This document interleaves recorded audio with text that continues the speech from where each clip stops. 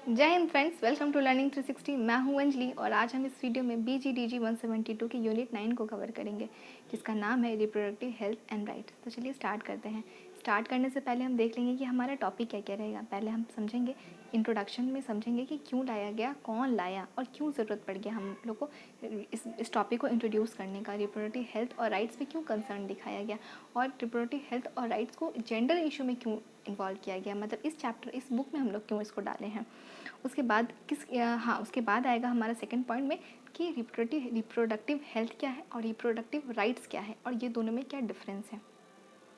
किस इंडिकेटर को या किस पैरामीटर पे हम देखेंगे कि हमारे देश के जो नागरिक हैं, हमारे देश के जो सिटीज़न हैं, उसमें उनका रिप्रोडक्टिव हेल्थ कितना एनहेंस हुआ है, कैसा है। उसके बाद हमारे गवर्नमेंट जो कुछ प्रोग्राम ऑफ एक्शन लेके आए हैं या कुछ स्कीम्स वगैरह, बेटी पढ़ाओ बेटी बचाओ, ये बहुत सारा मतलब गवर्नमेंट हॉस्पिटल खुलवा देना, बहुत सारा स्कीम है जो गवर्नमेंट का प्रोग्राम है जिससे बेनिफिट्स दिया गया है रिप्रोडक्टिव हेल्थ और राइट्स को परस्यू करने में, मतलब इन्जॉय करने में। पर फिर भी कुछ क्रिटिक्स रह गया है, उस क्रिटिक्स को डिस्कस करेंगे कि कहाँ लूप होल्स रह गया, कहाँ कमी रह गया, जिसके कारण बहुत सारा मतलब जो हेल्थ पॉलिसी है वो फेल हो गया कम्प्लीटली। कुछ केस स्टडी से डिस्कस करेंगे। देखिए, पहला हम देखेंगे इंट्रोडक्शन। रिप्रोडक्टिव जो हेल्थ है ना और रिप्रोडक्टिव राइट्स जो है, ये एक फंडामेंटल राइट्स है, मतलब एक बेसिक राइट्स है। जैसे कि हमारा फंडामेंटल राइट है कि राइट टू लाइफ है, जीने का अधिकार है। तो जीने में तो बहुत कुछ आता है, पढ़ना, खाना पीना, काम करना, इज्जत के साथ जीना, और उसमें सेक्सुअलिटी भी आता है, सेक्स भी है। आपको सेक्स करने का भी पूरा कंप्लीट ये आज़ादी है, आपको ऐसा कोई नहीं है कि आपको बाउंड कर देगा, बल्कि जबकि वो बस कंसेंट होना चाहिए। ऐसा तो नहीं है ना कि सरकार किसी को ले जाती, शादी के पहले कोई सेक्स करते हैं तो उनको जेल में डाल देती है, फिर शादी के बाद करते हैं तो जेल में डाल देती है। ये सरकार का कोई बात नहीं है, आपको आज़ादी है। और अगर आपको सेक्स करने का आज़ादी है, सेक्स आप कर सकते हैं, ऐसा नहीं है कि आपको कोई दबाव नहीं डालेगा, या फिर शादी के बाद भी। तो आप उसके बाद जो बेबी होगा, उस बेबी को लेने का, ना लेने का, कब लेने का, इसका भी आपको अधिकार है, आपका हक है, ये आपका चॉइस होगा, इसमें आपको कोई प्रेशर नहीं डाल सकता। उसी बात को हम समझेंगे। ये एक फंडामेंटल राइट है जिससे उनका जो फैमिली है, उस फैमिली के बारे में वो अच्छा सोच सकते हैं, फैमिली उनका अच्छा से रह सकता है। उस फैमिली के साथ वो कम्युनिटी, सोसाइटी और कंट्री का डेवलपमेंट हो सकता है। देखिए, कंट्री का डेवलपमेंट कैसे हो सकता है, अगर किसी का रिप्रोडक्टिव हेल्थ अच्छा है तो उससे कंट्री का क्या रिलेशन। एक इंडिविजुअल से, एक सिटीजन से हमारा देश बना है। तो अगर हमारे सिटीजन का अगर रिप्रोडक्टिव हेल्थ अच्छा होगा तो एक हेल्दी बेबी को बर्थ देंगे, और अगर हमारा देश का बेबी अगर हेल्दी रहेगा तो वही तो बनेंगे हमारे सिटीज़न, और वो सिटीज़न अच्छे होंगे तो हमारे सिटीज़न अगर हेल्दी होंगे तो हमारा कंट्री भी डेवलप ही करेगा ना। तो इससे ये डायरेक्टली लिंक्ड है हमारे, मतलब कंट्री के डेवलपमेंट पे। इसीलिए बात किया गया प्रोग्राम ऑफ एक्शन के अनुसार, जो इंटरनेशनल कॉन्फ्रेंस हुआ पॉपुलेशन के डेवलपमेंट के लिए, कि इस सबसे ज़्यादा फोकस करना चाहिए हम लोग को वुमेन और मैन के रिप्रोडक्टिव हेल्थ पे। पहले इसलिए डिस्कशन करने से पहले उन लोग ये बताएं कि पहले हम लोग क्या करते हैं, किसी भी चीज़ को अगर हम बता रहे होते तो सबसे पहले तो हम इंट्रोडक्शन देते हैं। तो इंट्रोडक्शन में वो सबसे पहले बताएं कि डेफिनेशन क्या है, रिप्रोडक्टिव हेल्थ में आता क्या है। रिप्रोडक्टिव हेल्थ होता है एनहेंसमेंट ऑफ लाइफ, जो इंसान का जो लाइफ है उसको और अपलिफ्ट किया जाए, एनहेंस किया जाए अपने रिलेशन में।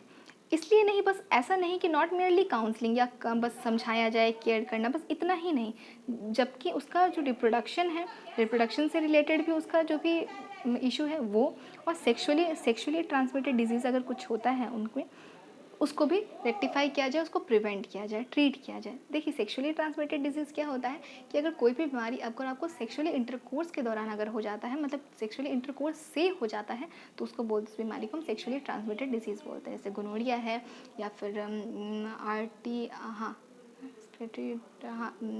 RTI है, रिप्रोडक्टिव ट्रैक्ट डिजीज़ इन्फेक्शन वगैरह होता है। अगर रेस्पिरेटरी ट्रैक्ट में इन्फेक्शन हो गया है तो ये सब बीमारी कैसे होता है, ड्यूरिंग इंटरकोर्स, सेक्सुअली इंटरकोर्स के समय होता है। तो इस सब बीमारी से कैसे बचा जाए उसके बारे में अवेयर कराना, और अगर किसी को हो गया तो उसका ट्रीटमेंट देना, ये इस पे काम करना। मतलब पहले तो डिस्कशन होता है इंटरनेशनल लेवल पे कि हाँ, अपने अपने देश में जो प्रॉब्लम आ रहा है इस पे बात किया जाए, और यूनिवर्सल कॉन्फ्रेंस होता है। उसके बाद फिर अपने देश में आके जो भी सरकार को बताते हैं, कुछ गाइडलाइंस देते हैं कि आप हमारे देश में कुछ गाइडलाइंस लेके आइए, कुछ पॉलिसीज़ लेके आइए, जिससे हमारा देश ग्रो करे, मतलब रिप्रोडक्टिव हेल्थ और सिटीजन को रिप्रोडक्टिव हेल्थ और राइट्स उसको मिले। देखिए, ये तो हम समझ गए कि क्यों लाया गया, कब लाया गया, ये प्रोग्राम ऑफ एक्शन जो इंटरनेशनल कॉन्फ्रेंस हुआ था उसके तहत लाया गया है। ये रिप्रोडक्टिव हेल्थ और मैटरनल हेल्थ क्यों ज़्यादा इशू बन जाता है, क्योंकि ये रिलेटेड होता है प्रेगनेंसी से। प्रेगनेंसी वही बात वापस आता है कि प्रेगनेंसी एक वुमेन हेल्दी रहेंगी तभी तो वो हेल्दी बेबी को बर्थ देगी। और उसके बाद आता है सेफ़ अबॉर्शन। सेफ़ अबॉर्शन क्यों बोल रहे हैं, क्योंकि बहुत सारे वुमेन हैं जो अनसेफ अबॉर्शन के कारण, मतलब इलीगल, कहीं कहीं पे किसी देश में ना इलीगल है अबॉर्शन। अबॉर्शन कराने का अधिकार आपको नहीं है। जब आपको जीने का अधिकार है, और जीने में तो बहुत कुछ आता है, तो बेबी को लेने का अधिकार है। तो बेबी को जब आपको नहीं लेना है तो उसका भी तो अधिकार होना चाहिए ना, कि आपको बेबी कब लेना है कब नहीं लेना है, क्योंकि आपके लाइफ पे डिपेंड करता है। जैसे आप एग्जांपल से समझिए कि अगर एक औरत है, एक औरत का पहला बेबी हुआ है, पहला बेबी सीजर से हुआ है और दूसरा बेबी जस्ट 2-3 महीना बाद आ जाता है, तो क्या वो ले पाएंगी? क्या उनको प्रॉब्लम नहीं आएगा? ये तो किसका डिसीजन होना चाहिए? उनका डिसीजन होना चाहिए। और कॉन्ट्रासेप्शन भी बहुत इजीली अवेलेबल कराया जाए। कॉन्ट्रासेप्शन क्या होता है, लिखिए आप कोई भी अनवांटेड प्रेगनेंसी उसको आप अवॉइड कर सकें। आपको नहीं चाहिए तो आप नहीं ले सकते। कैसे नहीं ले सकते? अगर मान लीजिए अगर कोई प्रेगनेंसी आ गया है, प्रेग्नेंट हो गई है वुमेन अनवांटेडली, मतलब चाहती नहीं थी पर हो गई हैं, कंसीव कर ली हैं, तो वो क्या करेंगी? वो कॉन्ट्रासेप्टिव पिल्स लेंगी, दवा लेंगी, या फिर दवा नहीं ले पाती हैं तो फिर अगर मतलब मेल मेंबर अगर कॉन्ट्रासेप्शन लेना चाहती है या फिर कुछ यूज़ करना चाहते हैं तो वो यूज़ कर सकते हैं। दवा मिलता है, गवर्नमेंट हॉस्पिटल में है, इवन कॉन्डम्स भी इजीली अवेलेबल है। हाल मार्केट में बहुत सारा ऐड आता है, मतलब टीवी पे आता है, पर हाँ आपको गवर्नमेंट हॉस्पिटल में भी आपको कॉन्डम्स मिल सकता है, ले सकते हैं, ये आपका अधिकार है, आप ले सकते हैं। दूसरा आता है, अब हाँ इसको नॉर्मल दुकान में जाकर नहीं बोलिएगा कि कॉन्डम देना मेरा अधिकार है, आप फ्री में दे दीजिए मेरे को। आपको गवर्नमेंट हॉस्पिटल में जो मिलेगा वही आपको लेने का अधिकार है। उसके बाद हमारा जो 1 2 3 4 हाँ 4th पॉइंट में देखिएगा कि मैन और वुमेन दोनों के लाइफ में, मैन और वुमेन दोनों के लाइफ में इम्पैक्ट डालती हैं। क्योंकि एक जन से तो बेबी हो नहीं रहा है, खाली वुमेन तो एक बेबी को बर्थ दे नहीं रही है, मैन का भी बहुत बड़ा कंट्रीब्यूशन होता है। इसलिए तो जो स्पर्म डोनर जो होते हैं, जो स्पर्म डोनेट करते हैं अपना टेस्ट ट्यूब बेबी वगैरह में, जो प्रोसेस होता है उसमें कुछ लड़के होते हैं जो अपना स्पर्म डोनेट करते हैं।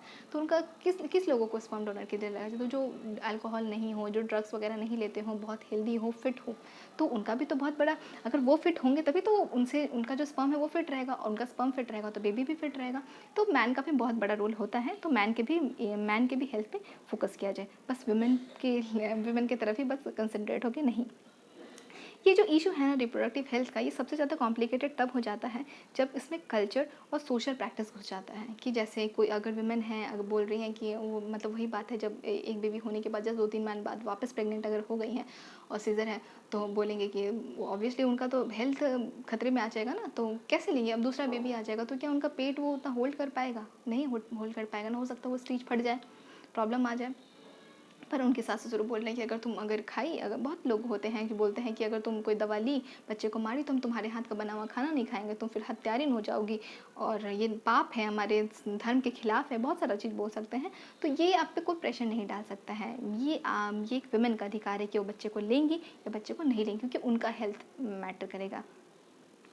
और ये प्रॉब्लम उनके लाइफ में तब आ जाता है, वुमेन के लाइफ में, जब कल्चरल और सोशल प्रैक्टिसेस उनके इस जगह पे, मतलब प्रेगनेंसी के दौरान इंटरवेन करता है। पहले भी बहुत बार होता है कि शादी होने के पहले भी बोलते हैं कि कब ले रही हो, बेबी कब ले रही हो, तो इम्पैक्ट तो उनका लाइफ मतलब चेंज हो जाता है ना। तो वो अपने अपने अनुसार लेंगी ना कि कब उनको लेना है, कब वो कैपेबल हैं या कब वो एडजस्ट कर पाएंगी। पर समाज का प्रेशर आने लग जाता है, तो उन पर बहुत और यही रीज़न है कि हमारे जेंडर इशू में इस चैप्टर को इंक्लूड किया गया है।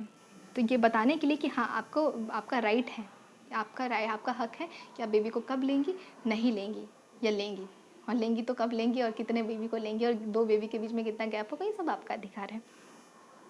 उसके बाद हमारा आता है कि रिप्रोडक्टिव राइट्स क्या हैं। पहले हम रिप्रोडक्टिव राइट्स को समझेंगे, उसके बाद रिप्रोडक्टिव हेल्थ को समझेंगे, उसके बाद डिफरेंस क्या है ये समझेंगे। लगभग आसपास ही है, वापस वही बात होगा, पर हाँ एक बार समझ लेते हैं शॉर्ट में। जो रिप्रोडक्टिव हेल्थ है, रिप्रोडक्टिव राइट्स जो है, ये एक लीगल राइट है जो आज़ादी देता है हर कपल को रिप्रोडक्शन के रिगार्डिंग। कोई भी अगर आपको चॉइस लेना है तो ये आपका चॉइस होगा, ये आपका डिसीजन होगा, इसमें और कोई आपको फोर्स नहीं कर सकता है। कायरो कॉन्फ्रेंस के अनुसार, कायरो कॉन्फ्रेंस क्या था, एक मीटिंग हुआ था इजिप्ट में। कायरो है एक जगह है, उस जगह के नाम से उस कॉन्फ्रेंस का नाम कायरो कॉन्फ्रेंस दिया गया। एम्फोसाइज़ किया गया कि वुमेन का हेल्थ जो होता है सोशली कंस्ट्रक्टेड होता है। सोशली कंस्ट्रक्टेड कैसे होता है? कि आप बहुत बार देखिएगा घर में 3-4 लड़कियों के बाद एक बेटे का जन्म होता है, बहुत बार ऐसा होता है। तो या फिर एक भाई है और 3-4 बेटियां हैं या एक बेटी भी है, तो ज़्यादा फोकस किसके हेल्थ पे किया जाता है, मतलब जो लड़के हैं बेटे हैं उनके हेल्थ पे किया जाता है। ये केस है ऐसे, ये मेरे घर के बगल में ही, जस्ट बहुत हम छोटे थे उस टाइम पे, अब मम्मी बोलती है तो सुनते हैं कि उनका एक 2 बेटा था, एक बेटी थी, और बेटी का किडनी फेल हो गया था। तो आप देखिए, आप जब इंटरव्यू भी देने जाएँ ना, अगर आप कुछ बड़े एग्ज़ाम की तैयारी करते हो, तो आपका इंटरव्यू में क्या होता है, आपका पर्सनैलिटी टेस्ट होता है। आप किस तरह के आपका पर्सनैलिटी किस तरह का, तो एकदम सच्चे रहना चाहिए। तो आपसे ये जब अगर आपसे कोई आप बोलता है कि आप सोशियोलॉजी से बॉन्डर्स किए हुए हैं, तो आपको आपको बहुत सारा इशू को ना प्रैक्टिकल एग्जाम्पल्स आपको बताना पड़ता है। तो ये सब आप, या फिर आपके आंसर में भी आप ये सब पुट कर सकते हैं। 2-3 लाइन में भी अगर आप एक छोटा सा एनेक्डोट डाल देते हैं कि ये एक जैसे बोलते हैं ना, एनेक्डोट को हिंदी में क्या कहते हैं, कि मन ग्रंथ कहानी, अगर थोड़ा सा एग्जाम्पल में डाल सकते हैं कि हाँ ऐसा हुआ था, तो ये यहाँ पे कंप्लीट फेलियर है, केस स्टडी वगैरह डाल सकते हैं। जैसे इसमें क्या बता रहे, जो हम बता रहे थे कि उनकी एक बेटी रहती है, उनका किडनी फेल हो जाता है, वो इलाज करा सकते थे। देखिए, बचाना ना बचाना ये तो हमारे हाथ में नहीं है, पर हम अपना चेष्टा तो कर सकते हैं। आखिर आप जन्म दिए हैं, मम्मी पापा कैसे होते हैं, एक पेड़ की तरह होते हैं कि जब भी ज़रूरत पड़ा तो उनके छाया में जाकर बैठ जाइए, आपको हवा लग मतलब राहत मिल जाता है धूप में। तो माँ बाप का ही रिस्पॉन्सिबिलिटी है, जब आप उनको, वो तो खुद नहीं आए, आज जन्म तो आप दिए हैं उनको, तो उनके, आपका अधिकार है ना कि आप उनके जीवन के पूरे प्रॉब्लम टाइम में भी साथ दें। पर वो पता है उनके पापा उनको छोड़ दिए, बोले कि एक तो लड़की, एक तो इसको अगर हम पैसा लगा के ठीक करते हैं, बचेगी कि नहीं बचेगी वो भी नहीं पता है, ऊपर से बच भी गई तो फिर इसके दहेज में खर्चा, मतलब एकदम डायरेक्ट ऐसे बोल रहे हैं, दहेज में खर्चा, तो वो हम नहीं कर सकते हैं। तो उससे बेटर है कि वो पैसा जो बचेगा हम दोनों बेटे को पढ़ा देंगे। मतलब इतना गंदा सोच, हम क्या बताएं। तो ये क्या है, यही तो बता रहे हैं ना कि विमेन का जो हेल्थ है सोशली कंस्ट्रक्टेड है। तो आप जो स्टेटमेंट दे रहे हैं ना, आप 2-3 लाइन में अगर आपको एग्जांपल याद आता है अपने लाइफ में, देखिए सोशियोलॉजी एक ऐसा सब्जेक्ट है ना कि आप हर चीज़ आप आसपास ही देखेंगे, आपको आसपास दिखेगा, तो अपने आसपास के बहुत सारे एग्जाम्पल्स है, बस आपके पास वो नज़रिया होना चाहिए देखने का। और अगर पढ़ रहे हैं ये किताब, तो आपका ऑब्वियसली आपका पर्सपेक्टिव चेंज होगा, आपका नज़रिया बदलेगा। तो आप कुछ कुछ जो लाइन है इसको कोट करके बता सकते हैं कि ऐसा ऐसा हम देखें, ये इस जगह पे दिखाता है कि कैसे ये लाइन जो कि वुमेन का जो लाइफ है या वुमेन का जो हेल्थ है वो सोशली कंस्ट्रक्टेड है। क्यों ये वो अपनी बेटी को नहीं पैसा दे पा रहे, पैसा दे के क्यों इलाज नहीं करे, आखिर वो लास्ट में उनका डेथ हो जाता है, सॉरी टू से, पर हाँ, पर आप चेष्टा कर सकते थे, आप चेष्टा भी नहीं किया, आप ट्राई भी नहीं किए उनको बचाने का। तो ये बताता है कि समाज के द्वारा, क्योंकि लड़कियों को हमारा समाज लेस इंपॉर्टेंट मानता है, सब बर्डन की तरह मानता है कि वो मतलब होता है ना, जब बेटियां होती है तो क्या होता है, अरे जाने दीजिए कोई बात नहीं, मतलब उसको संतावना देते हैं कि अरे जाने दीजिए कोई बात नहीं, लड़की तो अपने भाग से आती है। जैसे लग रहा था कि ऐसे बुरे दुख के समय में उनको सहानुभूति दे रहे हैं, और लड़का आया तब तो भाई 4 चांद आ गया। तो ये लाइन को आप देखिए, फील करिएगा, समझिएगा। हम थोड़ा सा लंबा हो जाता है, पर कुछ एग्जाम्पल बहुत ज़रूरी है समझाने के लिए लाइन को। देखिए बुक में तो एग्जाम्पल वो दिया है कुछ कुछ, पर कुछ कुछ एग्जाम्पल जो मेरे को लगता है हम बता देते हैं। ये इसलिए इम्पॉर्टेंट है लड़कियों की रिप्रोडक्टिव हेल्थ पे फोकस करने के लिए, क्योंकि उनको समाज उनके हेल्थ को उतना तवज्जो नहीं देता है। उसके बाद दूसरा हमारा आता है reproductive health. Program of action के अनुसार बोलते हैं कि फिजिकल और मेंटल हेल्थ दोनों पे कंसर्न किया जाए, क्योंकि जनरली हमारा समाज क्या करता है कि फिजिकल हेल्थ पे तो बहुत ध्यान देता है, सर्दी खांसी हुआ, चोट लगा तो स्पट से चले जाते हैं डॉक्टर के पास, पर कोई मेंटल प्रॉब्लम हुआ, एंजाइटी हुआ, डिप्रेशन हुआ, अच्छा नहीं लग रहा, तनाव सा फील हो रहा है, तो बोलते हैं ठीक हो जाएगा। या फिर साइकेट्रिस्ट के बाद पास तो जाने से डरते हैं लोग कि कहीं वो उनको पागल ना बोल दे समाज। अरे हो सकता है आपके बॉडी में जैसे कुछ प्रॉब्लम आ सकता है, चलते चलते हो सकता है कभी थोड़ा सा डैमेज आ, जैसे मशीन खराब होता है तो थोड़ा प्रॉब्लम आ जाए, ठीक कराते हैं ना। वैसे हमारा ब्रेन भी तो हमारे बॉडी का पार्ट ही है, तो हो सकता है कभी वो स्ट्रेस ना सह पाए, तो आप जा सकते हैं डॉक्टर के पास, आप कंसल्ट कर सकते हैं, आप काउंसलर के पास भी एटलीस्ट जा सकते हैं। इसमें कोई घृणित वाला बात नहीं है, पर उसको एक्सेप्ट भी लोग नहीं करना चाहते। अगर आप बोलेंगे कि आपकी बेटी थोड़ा अजीब फील कर रही है, आप उनको लेके जाइए डॉक्टर के पास, या बेटा या बेटी, उन लोग उसको एक्सेप्ट नहीं करेंगे, बोलेंगे ठीक हो जाएगी, कोई बात नहीं है, थोड़ा है कोई दिक्कत, वो ऐसा नहीं है। मतलब साइकेट्रिस्ट के नाम से भी डर लगता है उनको कि साइकेट्रिस्ट के पास नहीं जा सकते।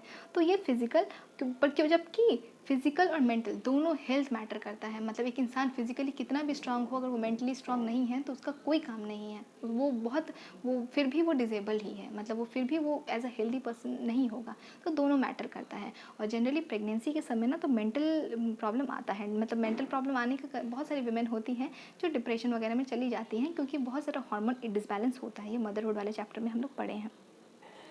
ये मतलब जो कायरो प्रोग्राम ऑफ एक्शन था, फिजिकल हेल्थ पे भी ध्यान देने के लिए बोला था, मेंटल हेल्थ पे भी, मेंटल हेल्थ पर भी, और जो भी रिप्रोडक्टिव सिस्टम से जो जितना भी मैटर आता है, जैसे कि वेट गेन, पीरियड्स वगैरह जो भी आता है, उस सब पे कंसर्न करने के लिए बोला गया था। और वुमेन और मैन दोनों के हेल्थ पे, जो पहले बोले थे, दोनों का हेल्थ बहुत इंपॉर्टेंट है। एक हेल्दी बेबी को बर्थ एक हेल्दी मदर ही नहीं देती है, एक हेल्दी फादर और हेल्दी मदर, मतलब हेल्दी पेरेंट्स देते हैं।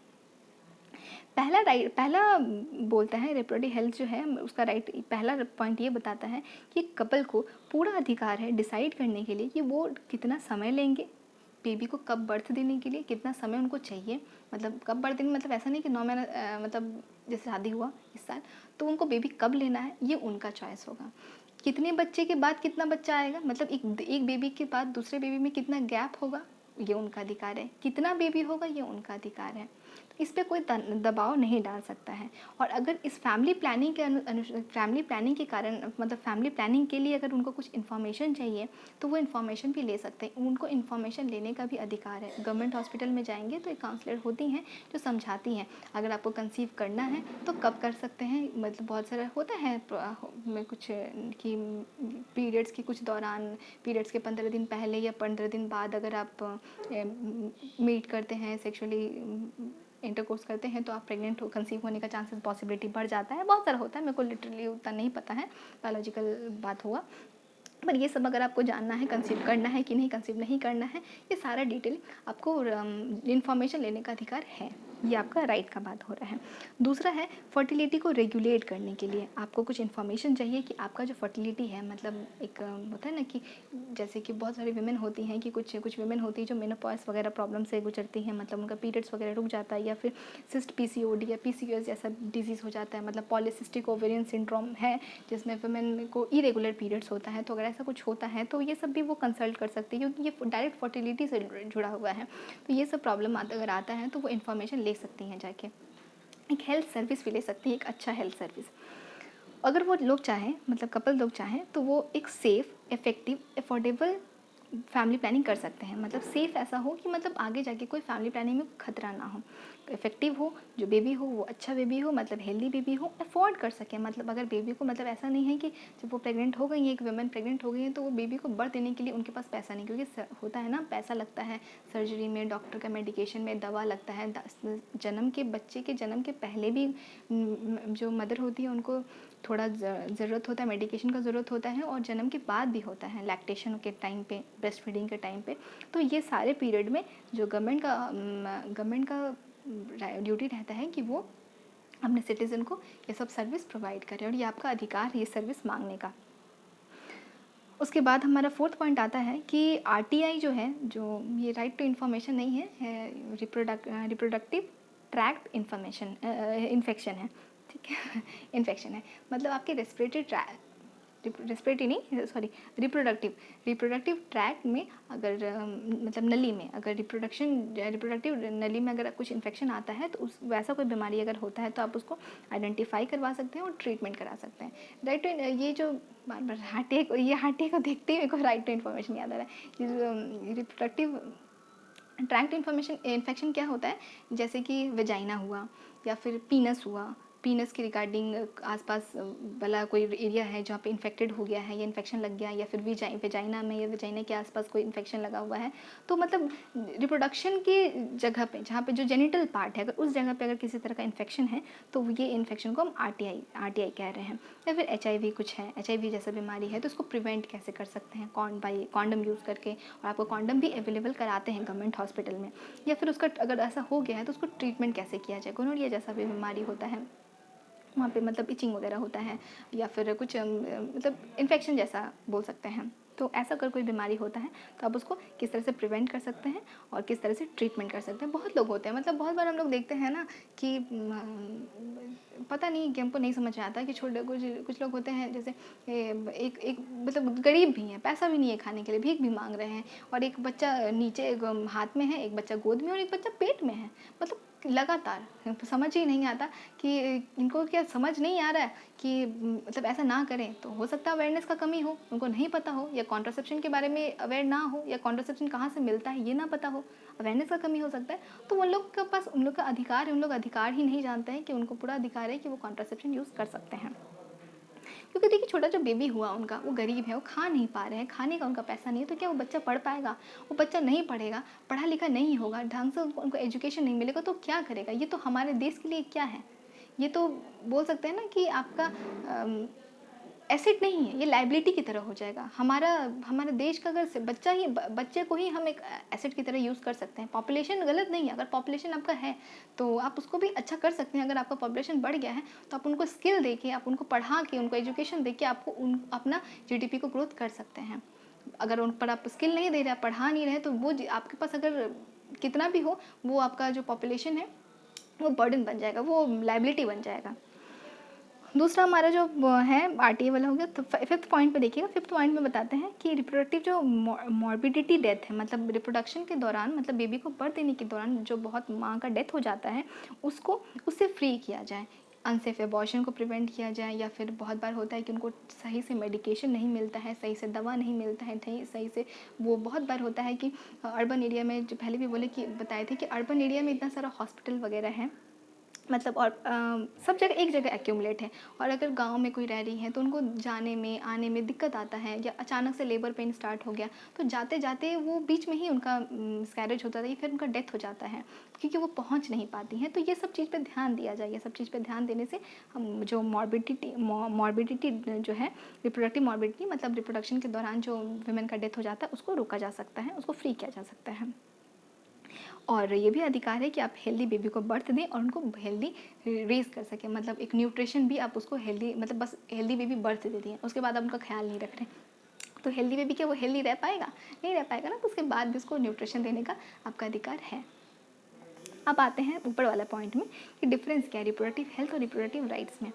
आईसीपीडी जो है, international conference of population development के अनुसार, देखिए एक अगर ये आईसीपीडी आप अगर लिख रहे हैं, या फिर कायरो प्रोग्राम ऑफ एक्शन लिख रहे हैं, पीओए लिख रहे हैं, तो ये सब जगह पे ना हाईलाइट कर दीजिए। हाईलाइट इन द सेंस एक नीचे अंडरलाइन कर दीजिएगा अपने आंसर में, जो आपके क्योंकि आप टीचर को तो बोलेंगे नहीं, टीचर समझ जाएंगे कि हाँ आपका मतलब, मान लीजिए 200 नंबर 3 पेज का आप आंसर लिखें, वो 3 पेज का आंसर अच्छे से वो हो सकता ना पढ़े, पर कुछ कुछ आप इंपॉर्टेंट पॉइंट लिखेंगे ना, तो वो ना उनको दिखेगा, और वो चीज़ वो दिखेगा, तो हो सकता है कि उनका मूड अच्छा हो जाए कि हाँ सही लिखे हुए, और आपको मार्क्स दे दे। तो जो अच्छा पॉइंट आप यूज़ करेंगे ना, कुछ डाटा अगर डालेंगे तो उनको पॉइंट वाइज करके उनको मतलब अंडरलाइन कर दीजिएगा नीचे। तो देखिए आईसीपीटी के अनुसार बताते हैं कि जो रिप्रोडक्टिव राइट है, वही बात वापस बोल रहे हैं कि एक कपल को फ्रीडम है, आज़ादी है कि वो number, space, timing of children पे उनका चॉइस हो, कोई दूसरा ना करे कि कितना बच्चा लेना है। हालांकि अब डिबेट चल रहा है कि कम बच्चे को लेना है, मतलब 2 बच्चे से ज़्यादा नहीं लेना है, पर हाँ ये आपका अधिकार है कि आप कितने बच्चे। बहुत बार होता है ना कि वुमेन पे प्रेशर डाला जाता है कि बेटा तो चाहिए, बेटा नहीं होगा तो घर का वंश कैसे बढ़ेगा। 3 4 5 6 बेटियां हुई जा रही हैं, और किसके लिए? बेटे के लिए। तो बहुत मेहनत करते हैं उन लोग भी, महान है करते रहिए मेहनत, लास्ट में कभी मेहनत का रंग ले ही आता है, मेहनत तो बेकार जाता नहीं है। तो कभी कभार होता है 7 8 बच्चे, बेटियों के बाद एक बेटा हो जाता है।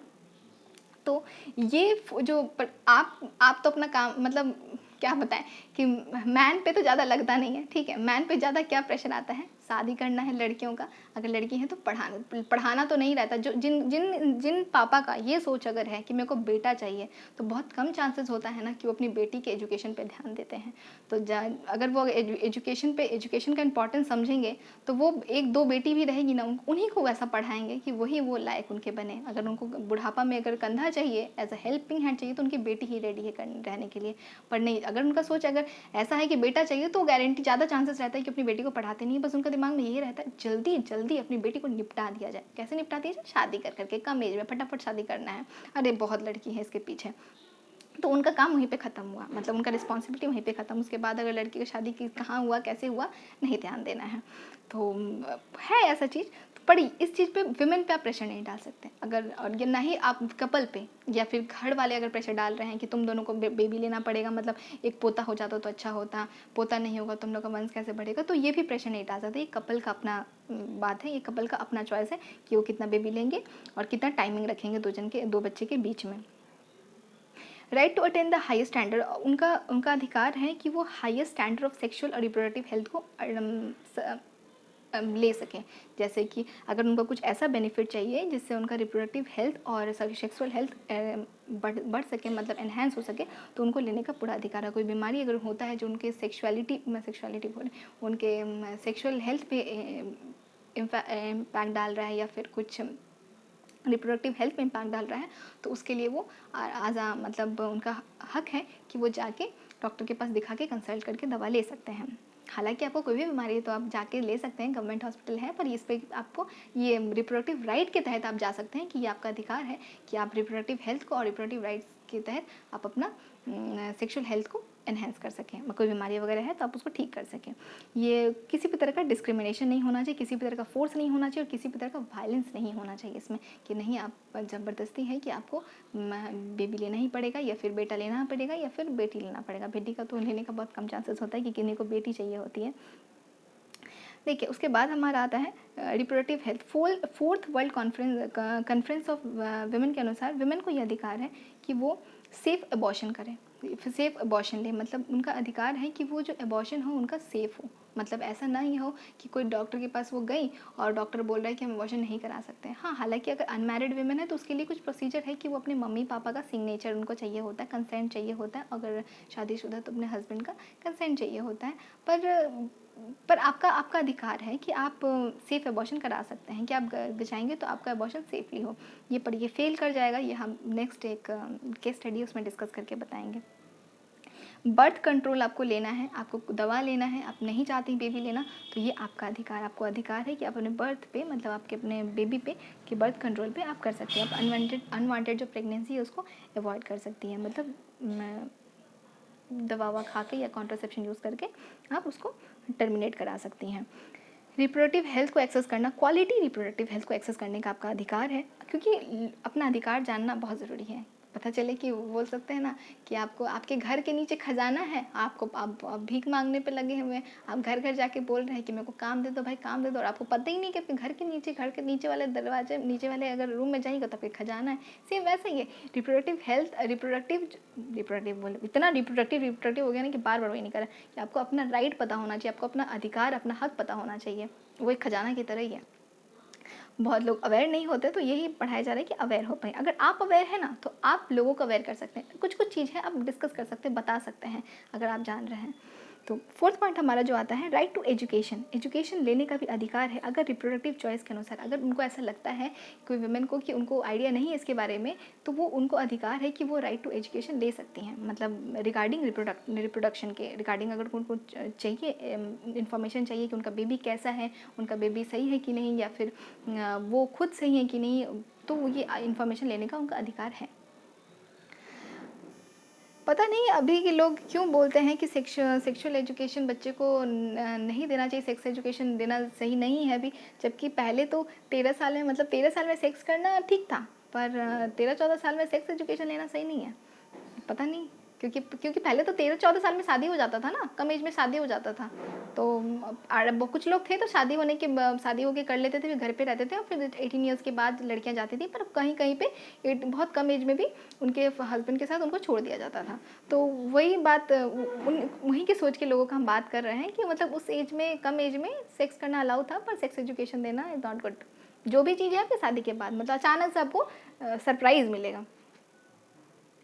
उसके बाद हमारा आता है रिप्रोडक्टिव हेल्थ, तो समझ लिए थे, पढ़ लिए थे, डिफरेंस समझ गए हैं उसके रिप्रोडक्टिव हेल्थ और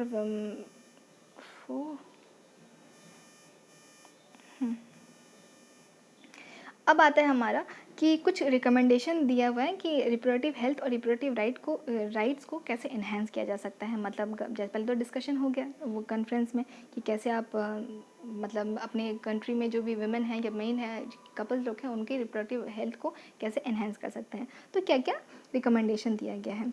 सोशल प्रोटेक्शन दिया गया है वुमेन को कि रीज़नेबल पीरियड के समय कि अगर वो कुछ फैसिलिटीज़ लेना चाहती हैं, कुछ हेल्थ सर्विस वो लेना चाहती हैं, तो चाइल्ड के बर्थ के पहले भी और चाइल्ड के बर्थ के बाद भी उनको एक्सेस कराएंगी कौन?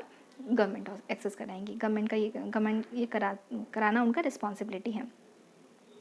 उसके बाद आता है कि जो भी सर्विस वगैरह है लाइक जो प्रेगनेंसी से रिलेटेड कोई सर्विस है या फिर फ्री सर्विस देना कि वो एक्सेस कर सकें, हॉस्पिटल में जा सके बच्चे को देखने के लिए, अल्ट्रासोनोग्राफी वगैरह जैसा चीज़ है तो वो जाती हैं, उनको पैसा वगैरह सब रिटर्न मिल जाता है। पैसा नहीं है तो उनको फ्री सर्विस दिया जाता है, फ्री न्यूट्रिशन दिया जाता है। मान लीजिए लैक्टेशन के समय जैसे होता है ना कि बेबी तो हो गया, ऐसा नहीं है कि बेबी हो गया और चलिए आप उतरिए बच्चा को लेकर चलिए घर चले जाइए, नहीं, कुछ देर का उनको समय चाहिए होता है, कुछ दिन वो हॉस्पिटल में रहती है तो ये सरकार देती है, फ्री सर्विस उनको देती है कि प्रेगनेंसी के कुछ दिन बाद भी उनको लैक्टेशन के समय, क्योंकि लैक्टेशन बहुत ज़रूरी है। बच्चे को माँ का जो दूध होता है ना वो बहुत बेनिफिट होता है। कितना भी आप फार्मूला वगैरह उनको बना के दे रहे हैं या दूध वगैरह बाहर से दे रहे हैं तो वो उतना नहीं आता जितना एक बच्चे को माँ का दूध होता है। तो होता है किन्हीं माँ का दूध दवा ववा के कारण सूख जाता है, नहीं दे पाती हैं, ब्रेस्ट फीडिंग नहीं करा पाती है, तो वो सब के लिए मेडिकेशन है कि एक वुमेन का लैक्टेशन पीरियड सही हो और बेबी को अच्छे से दूध पिला सके और बच्चे हेल्दी हों।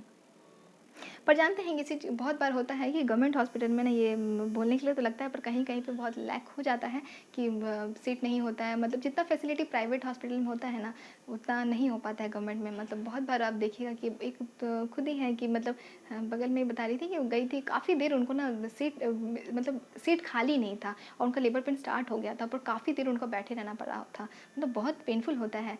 पर वही प्राइवेट होता तो ऐसा नहीं होता। पर वही चीज़ है कि आप बोलते हैं कि हम तो सब कुछ बता दिए पर हाँ कहीं कहीं पे लूप होल्स है, उसको थोड़ा ठीक करना ज़रूरी है। आप ग्राउंड लेवल पे आइए और थोड़ा सा देखिए कि क्या दिक्कत आ गया है। मतलब एनालिसिस होना चाहिए बीच बीच में कि कहाँ पे प्रॉब्लम आ रहा है, उसको कैसे हर साल इम्प्रूव किया जाए। होता ही है पर कभी अभी भी कुछ कुछ दिखता ही है जहाँ पे लैग कर जाती हैं। ये स्टेट का रिस्पॉन्सिबिलिटी है कि मैटरनल मोर्टिलिटी रेट को कम करें। मतलब माँ बनते वक्त अगर जिनकी बहुत सारी वुमेन का जो डेथ हो जाता है उसको कम किया जाए। जिस कारण से मदर का डेथ हो जा रहा है, उनको दवा नहीं मिल पाया कि उनका ढंग से इलाज नहीं हो पाया, स्टार्टिंग से कुछ प्रॉब्लम रहा था या फिर हॉस्पिटल में हॉस्पिटल में कोई डॉक्टर अवेलेबल नहीं था कि उनको टाइम पे मेडिकेशन नहीं मिला, तो जो भी रीज़न रहा उसको कम करें और वुमेन के मैटरनल मोर्टिलिटी रेट को प्रिवेंट करें, रोकें। उसके बाद आता है कि अगर कोई भी स्टेट को कुछ हाँ, और दूसरा ये आता है कि बहुत बार जो हम बोले ना कि हेल्थ फैसिलिटीज़ वगैरह ज़्यादा अच्छा कहाँ पे है, अर्बन एरिया में ज़्यादा है। रूरल एरिया में उतना नहीं है। मतलब बहुत दूर दूर चलना पड़ता है हाईवे वगैरह पे। मतलब दुकान भी आपको इतना प्रॉब्लम होगा, दुकान भी खोजने में, तो फिर भी तो हॉस्पिटल तो बहुत बड़ा बात होता है, तो हॉस्पिटल जाने में बहुत प्रॉब्लम हो जाता है। तो ये सब आ जाता है। तो इसके लिए स्टेट को रिकमेंड किया गया है कि रूरल एरिया पे भी ज़्यादा एम्फेसाइज करें, ज़्यादा फोकस करें, मैटरनल हेल्थ पे ध्यान दें, मोर्टिलिटी रेट को कम करें और यूनिवर्सल एक्सेस करें। रिप्रोडक्टिव हेल्थ ऐसा नहीं है कि वुमेन अगर अपने कंट्री से या फिर अपने स्टेट से बाहर गई हैं, अपने लोकल एरिया से बाहर गई हैं, तो उनको रिप्रोडक्टिव हेल्थ का फैसिलिटीज़ नहीं मिल रहा है। उनको यूनिवर्सल एक्सेस हो, कहीं भी रहती हैं तो उनको रिप्रोडक्टिव हेल्थ इशू लेने का पूरा अधिकार हो, एक्सेस करने का अधिकार हो। बहुत लंबा हो जाएगा वीडियो, यहीं तक रहने देते हैं। प्रोग्राम ऑफ एक्शन वाला जो है कि पढ़ ले क्या करें। अब इसके बाद वाले दूसरे वाले वीडियो में हम सेकंड पार्ट में जो हमारा रिमेनिंग पार्ट है उसको डिस्कस करेंगे। तो चलिए यहीं पे रोकते हैं, ठीक है। Thank you.